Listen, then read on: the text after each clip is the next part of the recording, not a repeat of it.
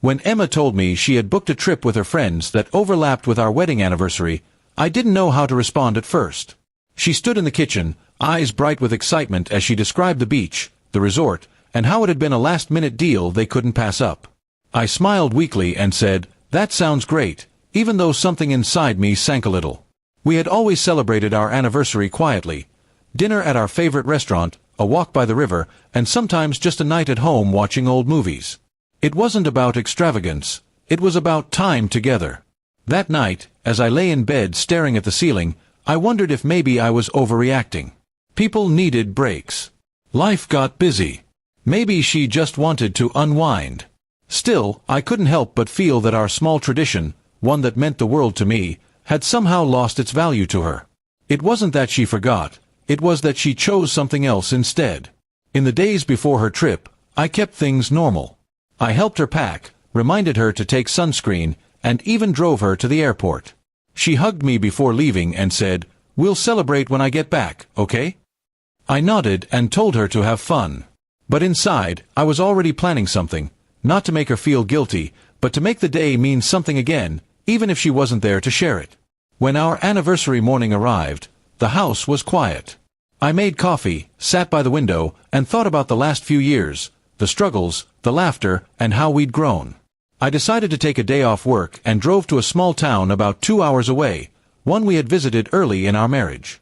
It was where we had first talked seriously about our dreams and promised each other we'd never stop making time for moments that mattered. The town hadn't changed much. The same old bakery still stood at the corner, the same lake shimmered under the sunlight, and the same bench where we once sat was still there, worn and faded but familiar. I bought a slice of her favorite cake from the bakery, packed it in a small box, and walked to that bench. Sitting there, I lit a small candle, set the cake beside me, and whispered, "Happy anniversary, Emma." It was simple, quiet, and strangely comforting.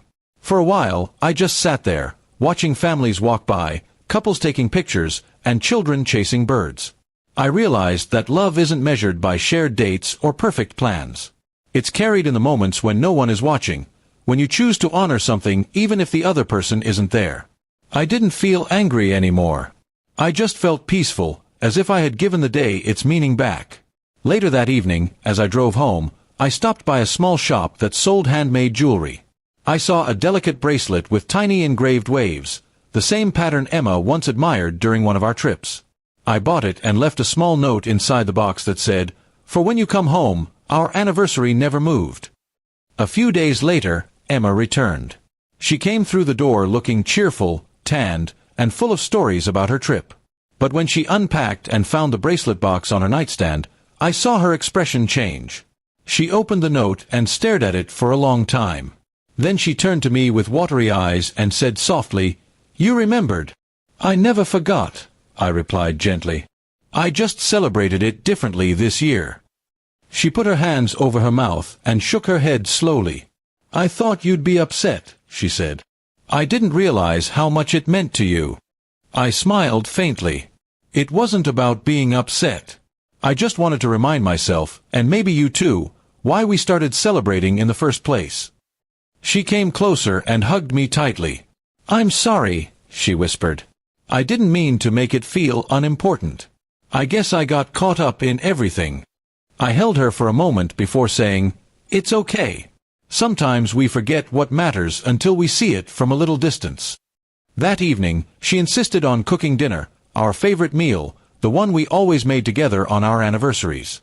We sat by candlelight, laughed about old memories, and talked about how easy it was to let small traditions fade when life gets busy. She promised next year we'd do it right, not grand, not fancy, just together. Over the next few months, something shifted between us. We began paying more attention to the little things, morning walks, leaving small notes, or simply sharing quiet moments after long days. That uncelebrated anniversary had, in its own way, reminded us to never take time for granted. Sometimes love doesn't need confrontation to teach a lesson. Sometimes silence, gentle, patient silence, says more than words ever could. I didn't plan to make her feel guilty, and I never did. My quiet choice wasn't about proving a point. It was about preserving what mattered most to me without bitterness. Now, whenever that date comes around, we both remember it differently. She calls it our second beginning, and I suppose she's right.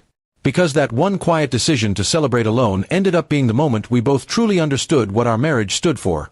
Not perfection, not constant excitement, but the steady grace of choosing each other again and again, even when life momentarily forgets to.